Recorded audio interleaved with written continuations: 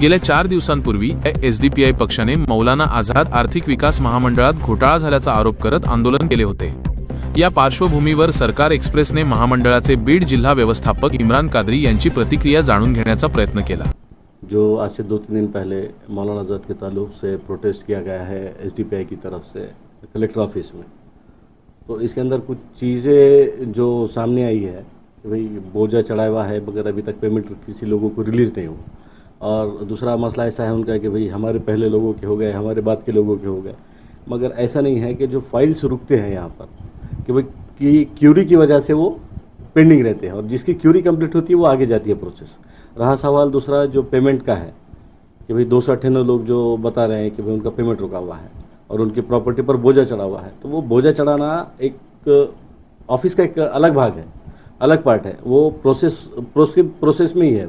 वो प्रोसेस होने के बाद फाइल आगे जाती है, मगर अभी फ़िलहाल में बजट नहीं होने की सूरत में ये लोगों का पेमेंट रुका हुआ है, रिलीज़ नहीं हुआ है और इंशाल्लाह जल्द से जल्द इनका पेमेंट रिलीज़ होने वाला है। जैसे ही बजट आएगा ऊपर से इनका पेमेंट डायरेक्ट रिलीज़ हो जाएगा, इनके अकाउंट में पेमेंट आ जाएगा सभी के इंशाल्लाह। और दूसरी बात ये भी सुनने में आ रही है कि भाई घोटाला हुआ, तो भाई मामला जो है मौलाना आज़ाद का पूरा ऑनलाइन है और पूरा क्लियर मामला है। किसी किस्म का घोटाला यहाँ नहीं, मुझे तो लगता है कहीं नहीं हुआ और इंशाल्लाह आगे फ्यूचर में भी होगा नहीं, क्योंकि इसके ज़रिए से एजुकेशन के इतने केसेस हो रहे हैं हमारे पास। मैं खुद हज़ारों बच्चों को मैं खुद एजुकेशन लोन दे चुका हूँ, जिसकी वजह से बच्चों ने आज पढ़ाई उनकी मुकम्मल की है, कुछ डॉक्टर बने, कुछ इंजीनियर बने, कुछ और पढ़ने वाले हैं, नए केसेस है, कोई फॉरेन में जाके एजुकेशन ले रहा है।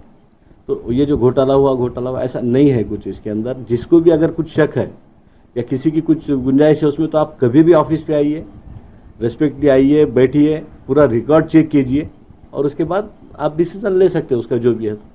मगर जो बाहर जो अफवाहें चल रही है कि भाई उससे कोई मौलाना आज़ाद का ताल्लुक़ नहीं है, ठीक है। बजट का जहाँ सवाल रहा कि भाई 298 केसेस पेंडिंग है, तो वो एक सूरत है बजट नहीं आने की वजह से। बजट आने के बाद इंशाल्लाह वो पेमेंट भी सबको रिलीज़ हो जाएगा और इंशाल्लाह जल्द से जल्द हम वही कोशिश में है कि भाई इनका पेमेंट हम रिलीज़ कर दें जल्द से जल्द।